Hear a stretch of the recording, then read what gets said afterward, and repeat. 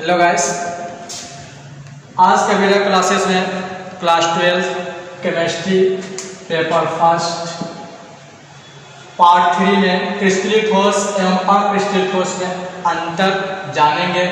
इससे पहले वाले वीडियो में हम लोग क्रिस्टलीय ठोस और अक्रिस्टलीय ठोस के बारे में जाने थे कि क्या है। तो इसके लिए एक तरफ हम लिखेंगे अपने नोट्स में क्रिस्टलाइन सॉलिड और एमार्फस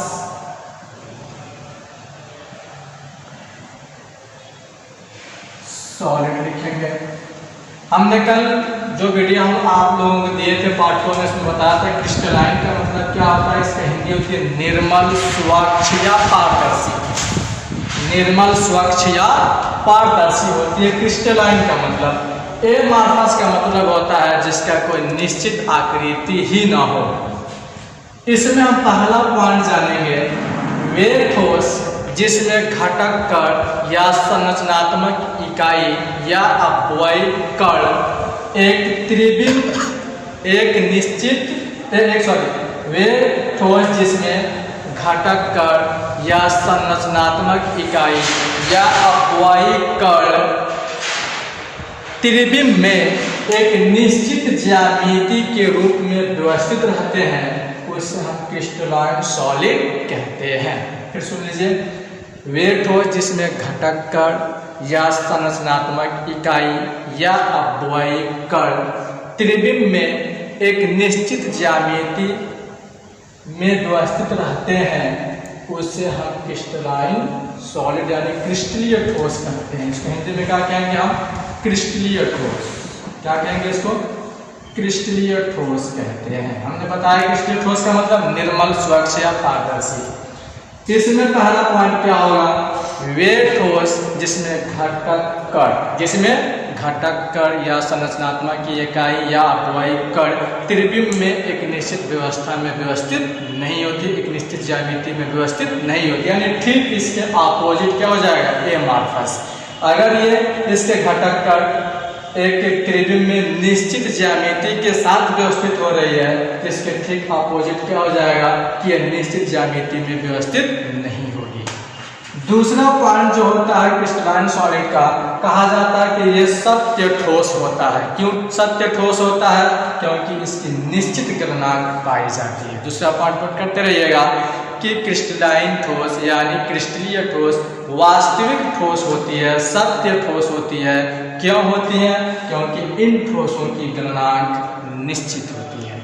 इसके ठीक ऑपोजिट अक्रिस्टलीय ठोस आभासी ठोस कहलाती है या शीतित द्रव ठोस कहलाती है, क्योंकि इसकी कोई निश्चित ज्यामिति नहीं पाई जाती, इसकी कोई निश्चित गलनांक नहीं होती, इसलिए इसे आभासी ठोस या अतिशीतत ठोस कहते हैं।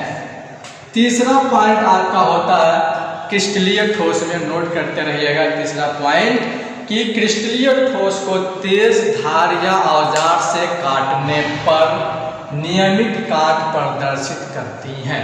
क्रिस्टलीय ठोस तेज धार या औजार से या तोड़ने पर ये क्या होती है? नियमित काट प्रदर्शित करती हैं। एमार्फस ठोस जो होती है उसको तेज धार या औजार से काटने पर वह नियमित काट प्रदर्शित नहीं करती, नियमित काट प्रदर्शित नहीं करती। तीसरा पॉइंट हो गया, तीन पॉइंट हो गया। अगला पॉइंट जो है, क्रिस्टलीय ठोस जो होती है विषम दैशिक प्रकृति की होती है। क्या होती है? विषम दैशिक। अभी मैं बताऊंगा विषम दैशिक क्या है। विषम दैशिक प्रकृति की होती है। और अक्रिस्टलीय ठोस जो होती है समदैशिक प्रकृति की होती है।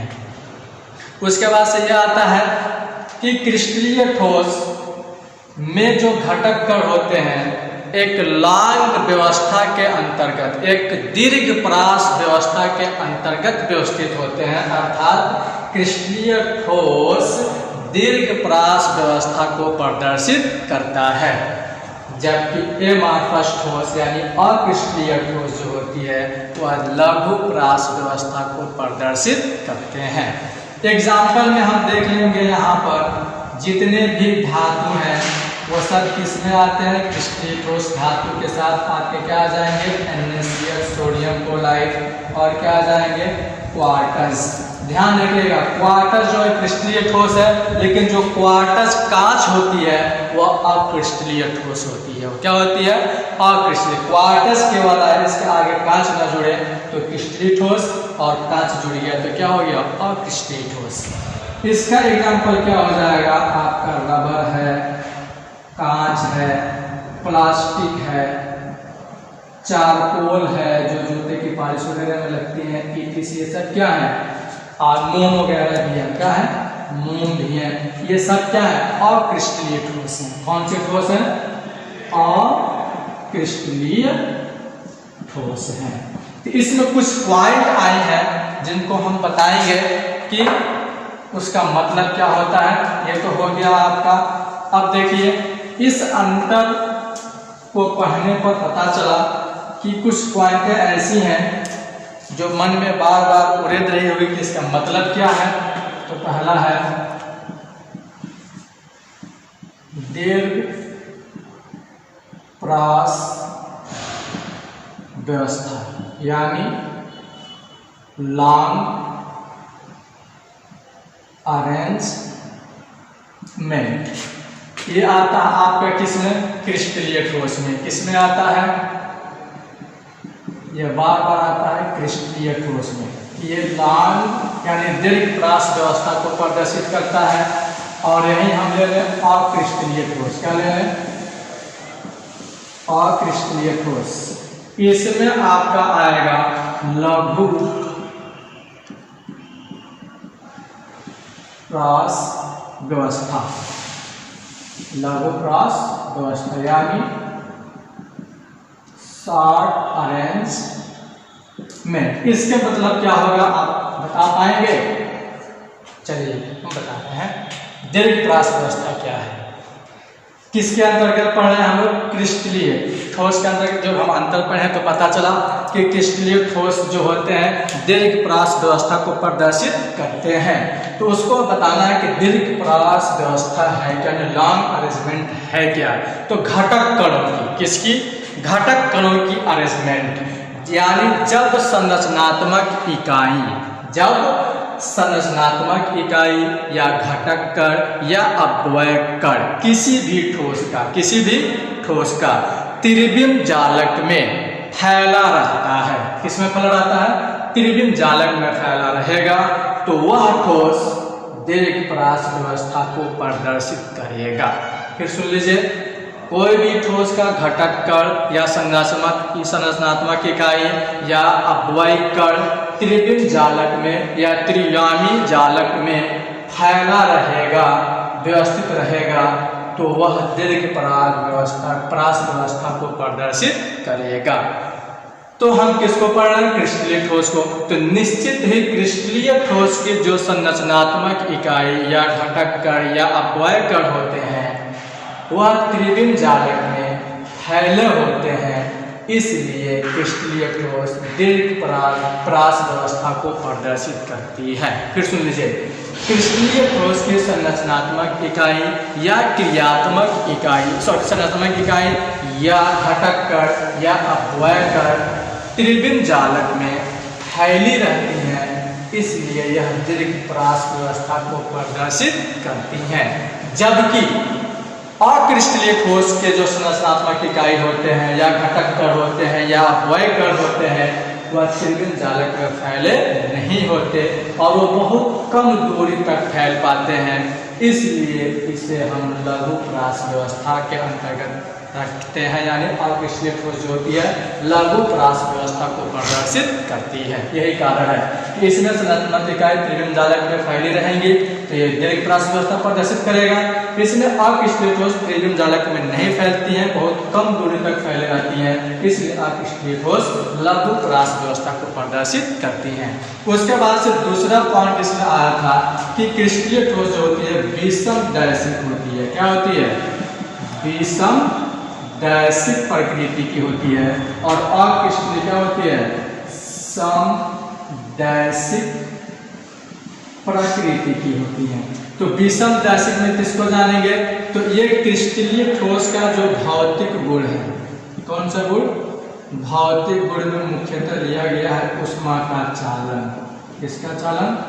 ऊष्मा का चालन, विद्युत का चालन, गलनांक etc। ये सब जो होते हैं भिन्न भिन्न दिशाओं में क्या होती हैं? भिन्न भिन्न होती हैं, इसलिए सब विषम दैशिक पर, इसलिए क्रिस्टलीय ठोस विषम दैशिक प्रकृति की होती है।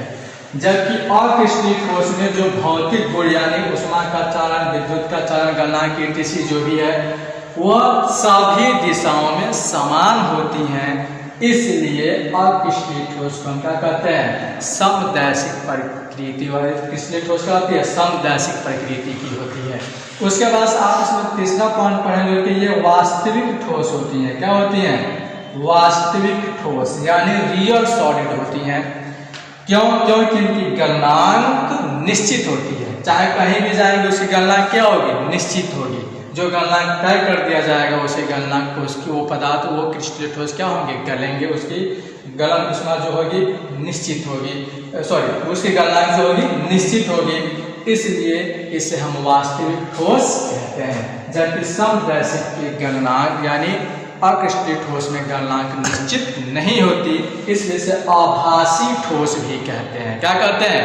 आभासी ठोस कहते हैं, या हम कह सकते हैं अतिशीतित द्रव ठोस भी कह सकते हैं। तो अतिशीतित द्रव ठोस में एक याद कर लीजिएगा उदाहरण के तौर पे कि पुरानी मकान की जो खिड़की में कांच लगी होती हैं वह गुरुत्व प्रभाव के कारण बहुत मंद गति से धीरे धीरे नीचे की ओर गति करती हैं, जिसके कारण खिड़की के निचला हिस्से के जो शीशा होता है सफेद और दूधिये कलर का हो जाता है और मोटा हो जाता है।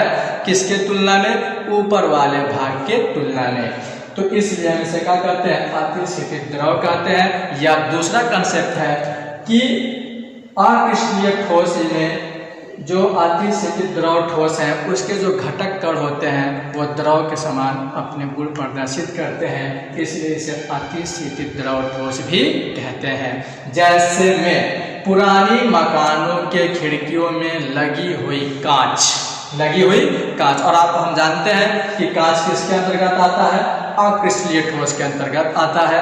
तो कांच जो होती है पुराने मकानों की जो खिड़कियां होती हैं उसमें आप देखेंगे कि कांच जो शीशा होता है वो नीचे की तरफ सफेद, दूधिया और मोटा दिखता है और ऊपर की तुलना में। किसके कारण? तो उसका ये रीजन है कि गुरुत्व के प्रभाव के कारण कांच जो होती है मंद गति से नीचे की ओर बहने लगती है, जिसके कारण कांच का निचला हिस्सा सफेद और मोटा और दूधिये कलर का हो जाता है।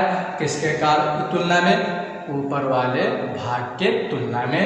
इसलिए इसे हम क्या कहते हैं? आभासी ठोस या अतिशीतित द्रव ठोस भी कहते हैं। इसके बाद कुछ क्वेश्चंस हैं इससे रिलेटेड, थोड़ा नोट कर लीजिए। उसमें आपको ये डिटरमाइन करना है कि कौन क्रिस्टलीय ठोस है और कौन अक्रिस्टलीय ठोस है। तो हम क्वेश्चन लिख रहे हैं यहाँ पे,